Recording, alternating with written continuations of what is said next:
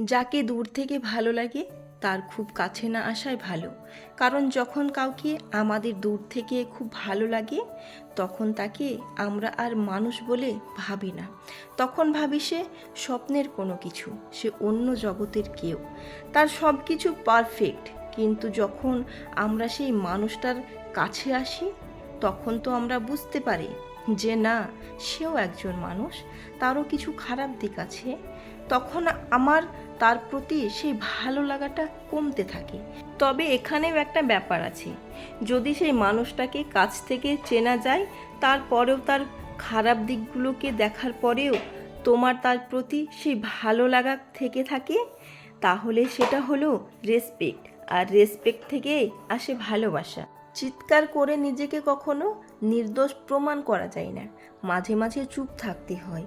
যে তোমার সকল খুশির জন্য হার মেনে নিতে পারে, তুমি তার কাছে কখনোই জিততে পারবে না। মানুষ তোমাকে কখন ভালো বলবে জানো? যখন তুমি তাদের অন্যায় আবদারগুলো মুখ বুজে মেনে নেবে। লোকে তোমার সম্বন্ধে কি ভাবলো সেটা গুরুত্বপূর্ণ নয়, কিন্তু তুমি নিজের সম্বন্ধে কি ভাবো সেটা বেশি গুরুত্বপূর্ণ। তোমার পরিস্থিতি খারাপ হওয়ার সত্ত্বেও যদি কোনো ব্যক্তি তোমার পাশে থাকে তাহলে তাকে সম্মান করো।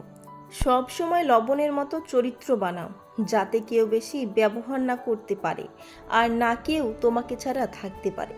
জীবনে ভুল তো অনেক করেছি, কিন্তু মানুষ চিনতে সবচেয়ে বেশি ভুল করেছি, আর তার জন্য এখনো আফসোস করছি। আপন করা যায় না তাকে যে পর হতে চায়, ভালোবাসা যায় না তাকে যে ভুলে যেতে চায়।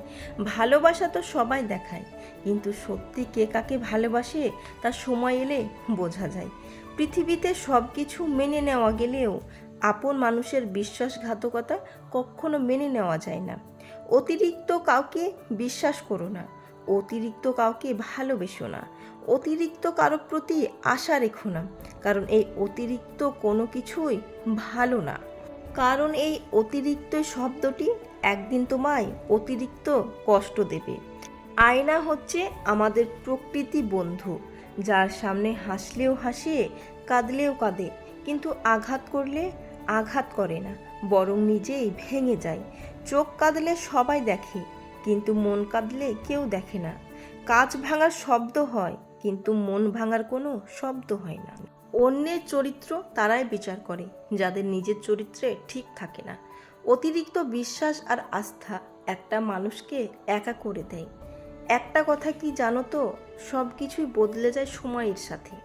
আগে জেদ করতাম, কিন্তু এখন আমি ধৈর্য ধরি। আমি চুপ থাকতে শিখে গিয়েছি, এখন আর অধিকার নিয়ে তর্ক করি না।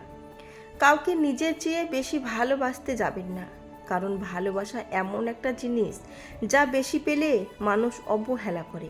কেউ দোষ খোঁজে সংশোধন করে দেওয়ার জন্য, আর কেউ দোষ খোঁজে অপমান করার জন্য।